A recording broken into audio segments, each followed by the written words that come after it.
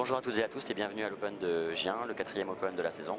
Et je suis une nouvelle fois en compagnie d'Olivier Caudron. Mais oui, comme d'habitude. Ben oui, bonjour, bonjour à toutes et à tous. On commence à être habitué. Bah oui, et puis un plaisir encore de vous retrouver pour commenter cette finale qui, je pense, aujourd'hui va être encore une fois très intéressante. Ouais, très, je pense. intéressante. Je pense qu'on va avoir vraiment un grand spectacle. Je pense que ça va, ouais. Ça joue l'expérience, c'est pareil. Donc on a Cédric Lequelec qui est opposé à Christophe Wally. Donc c'est aussi la jeunesse et puis l'expérience qui va parler aussi. Enfin, je pense que Christophe va avoir tendance à vouloir, peut-être en tout cas, gérer. Comme il sait très bien le faire. Comme il sait bien. Et il s'est bien attaqué aussi, mais je pense qu'il a... Voilà. Oui, parce qu'il est quand même juste descendant du Grand Prix. Hein, ben c'est ça. Et le petit, je vais l'appeler le petit Cédric parce que c'est vraiment un garçon charmant, super agréable, ah ben, super. Très gentil. Franchement, rien à dire, très simple, honnêtement très humble. Très humble. Très respectueux, oui. Franchement quelqu'un de... Voilà, qui mérite. Pas de bipolarité, il est toujours... T'as vu, bipolarité, ça aurait été un mot sympa à sortir. Oui, j'ai fait les paris comme la dernière fois. D'ailleurs, je m'excuse, hein, j'avais fait un petit pari. Ouais, bon, enfin, t'avais des mots, c'était quand même assez simple. Hein, oui, mais j'ai quand même gagné le pari. Non, mais t'aurais eu concombre, carotte râpée, déjà, ça aurait été un peu plus compliqué. C'est pas facile, c'est sûr. Ça aurait pu être marrant. Ouais, donc, non, mais c'est vrai que donc, Cédric est vraiment toujours très agréable. C'est la première année on a fait basse, oui. Hein, il me semble. Donc d'ailleurs, il a fait un 8e de finale, une demi-finale à Châtellerault. Et là, il est en finale, au 4e Open. Donc autant dire qu'il commence très bien la saison. Non, puis vous allez voir, c'est vraiment un jeu très propre, très posé. C'est un gaucher. Ouais, bah, de toute façon, tous les gauchers sont très posés. Oui, c'est vrai, je suis gaucher. Pour écrire. Exactement. Pour jouer au billard, je suis droitier. Voilà. Ça se voit, non? Voilà. Et moi, je joue bien de ma gauche. Là, et puis c'est tout. Donc voilà. Donc, allez, c'est parti. Donc, par Christophe Wally. Christophe Wally qui va ouvrir le jeu. Allez, feu. Donc, chers amis internautes, nous avons exactement la même vue que vous aujourd'hui. Voilà, on n'est pas très loin du billard, mais la vue que vous avez, c'est la nôtre. Bon, eh ben... Casse ouverte, je pense que le jeu rouge est favorable. Ouais. Il y a deux difficultés au niveau du point de la noire, là, qui sont un petit peu... celle qui est le plus près de la jaune. Ouais. Ouais, celle qui regarde, elle passe. Elle passe. Après, il restera celle qui est le plus près du point de la noire, mais il a de quoi aller... Tout passe bien. Et... Cédric, c'est quelqu'un qui attaque beaucoup. Hein. Il est très fort sur les deux phases de jeu, mais particulièrement en attaque. Vous allez voir aussi s'il n'est pas en stress, hein, parce que c'est quand même sa première finale. Non, je crois pas. Il avait l'air tout à l'heure assez serein. Oui, assez serein. Mais mentalement, il est assez fort. Et puis un petit coup de patte. Il est en équipe de France FFB Junior, donc c'est vrai qu'il a l'expérience d'aller jouer, de jouer dans les grandes compétitions et d'être là sur les rendez-vous importants. Donc je pense que la finale, il aura sûrement une pression, mais je pense qu'il sait le gérer. Bon, je pense qu'il voulait ressortir autant, mais je vais débarrasser tout de suite de celle-là. Non, je pense qu'il va faire rétro et pour revenir un peu au centre. Ah, oh, bien joué, l'appui. Oh, c'est pas payé. Oh, c'est pas payé. Ouais. Oh, tu mettras un petit ralenti, Marco, s'il te plaît. Parce qu'il a fait vraiment le beau coup et derrière... cette jaune qui est venue se caler devant, bloquer cette rouge parce qu'il avait vraiment tout ouvert là. Ouais. Ah, c'est dommage, c'est vraiment... C'était bien joué. Ah, un petit manque de calcul. Ouais. Parce qu'il pouvait calculer cette trajectoire de jaune quand même.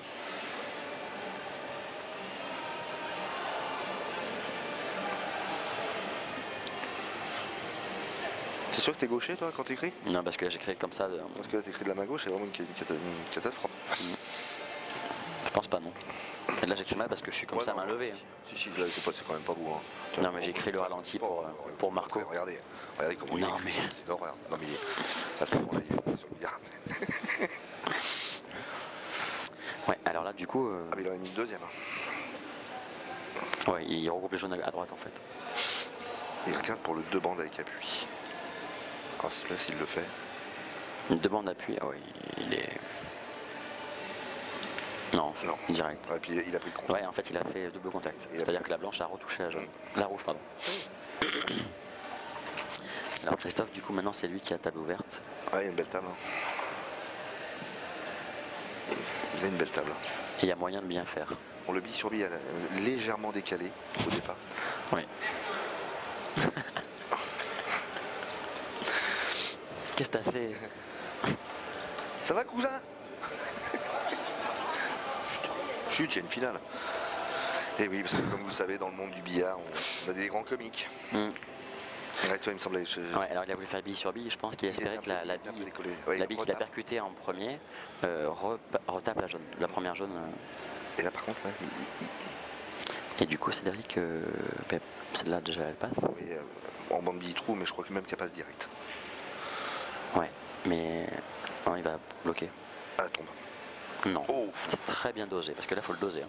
Alors par contre, le seul point négatif, c'est qu'il a mis vraiment dans la poche, et Ouais, du coup, le doublé est reste, pas très dur. voilà, reste, enfin pour un joueur comme toi, bien sûr. Non, mais le doublé est facile, enfin facile. Et pas très compliqué. Si on est souple, en étant bien dans la poche, ça suit tout seul. En plus sur les bières comme ça, je peux te dire que là tu peux y aller rétro, coulé, carreau. ça va y aller direct. Si tu allonges ton cou, ça tombera tout seul. Alors je croyais au départ qu'ils jouaient dans la même équipe parce qu'ils avaient enfin j'ai eu un doute à un moment donné parce qu'ils ont très similaire. Le polo vachement similaire et je me suis dit putain mais. Et pas du tout. Non. Christophe Folly joue à la Green Team qui est dans le nord. Oui, ils sont montés je crois de N2. Oui. L'équipe, c'était l'équipe de Thomas Jacquet. D'accord. Donc la Green Team dans le nord et Cédric Lequelec joue à je sais jamais, la BFP. Oui, la BFP, voilà. La BFP, l'équipe à Romain Sébillard. Oui, Alexandre Vaillant. Oui. Qui se situe côté de Rennes, en Bretagne. Ah, ils sont en N1. Ils sont en N1. Alors Christophe, il va faire le bille sur bille.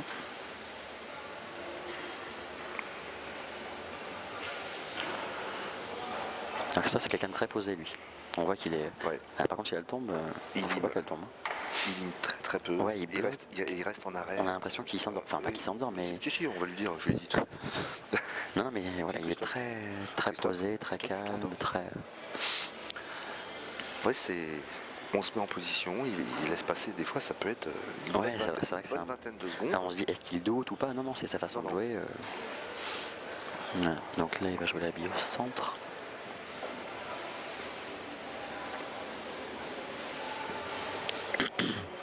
Ah, il y a un petit 30 secondes. Ouais.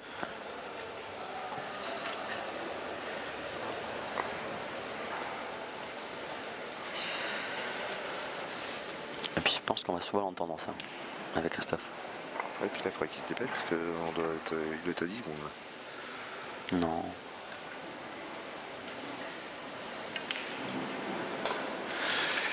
Donc là, forcément, il s'est pas mis pour le doubler. Enfin, non. S'il serait parfait s'il n'y avait pas la rouge.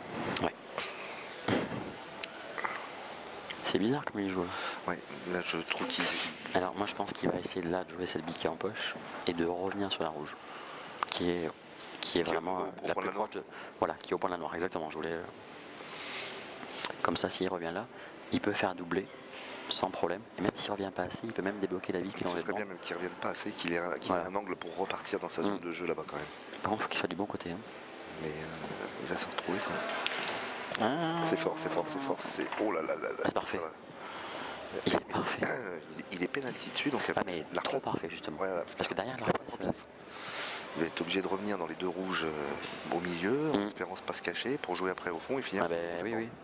À moins qu'il veuille après faire le long jet de bande en haut du billard, mais. Ouais, je pense pas quand même. Que... Non, parce que derrière il offre. Même si les billards sont quand même velours, mais quand même. Non, mais là ça rentre. Enfin, honnêtement, en étant souple. Ouais. Et parfait, il revient bien. Ouais, il revient bien. Nickel. Parce qu'il fallait le doser ça. Ouais. Sur un billard comme ça, je peux te dire, j'ai joué dessus hier. Faut penser au doublé, faut penser à la replace. Ça fait. C'est le plus dur. Ah oui, notre cerveau est quand même beaucoup sollicité à ce jeu. Pour ça, je dois pas être très bon d'ailleurs. Parce qu'il faut être équipé à la base. C'est vrai. Il n'a pas un gros angle quand même. Est-ce qu'il va chercher à revenir avec la bande ou est-ce qu'il va... Avec un petit effet à gauche, coulé. Oh là, un coup de chance. C'est marrant parce qu'elle passait direct. Et du coup, il va tenter la bande. Je pense qu'elle passe en bas à droite. Ouais, j'en suis sûr. Ah oui, entre la rouge et la noire, sans problème. C'est coup de chance. Il en sourit. Pourtant, c'est pas quelqu'un qui sourit facilement. Non, c'est sûr. Mais là, il en a le sourire quand même. Ouais, parce qu'il voulait plus la replace, mais à l'arrivée, sa replace c'était quand même pas terrible. Je pense qu'il a hésité entre deux coups au même moment, puis en général, ça donne un truc comme ça.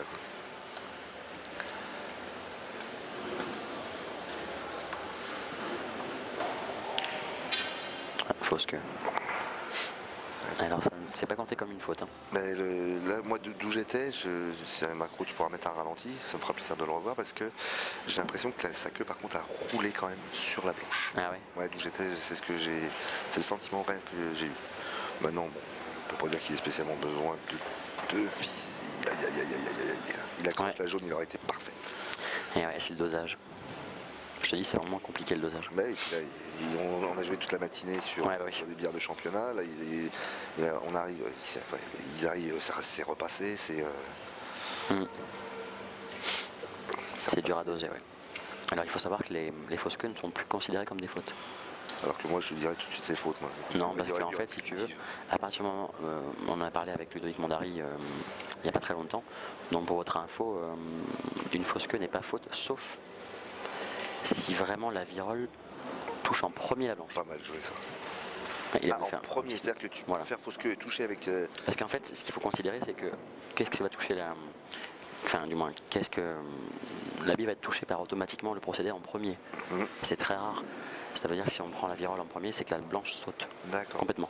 Donc là, il a fait fausse queue, la canne a roulé sur la blanche, il n'y aurait pas faute. A priori, non, ça n'existe plus. Il a touché en premier. Moi, j'estime que le plus simple, ce serait quand même que fausse queue, faute. Point. Non, ou fausse queue, plus de faute, et puis c'est tout.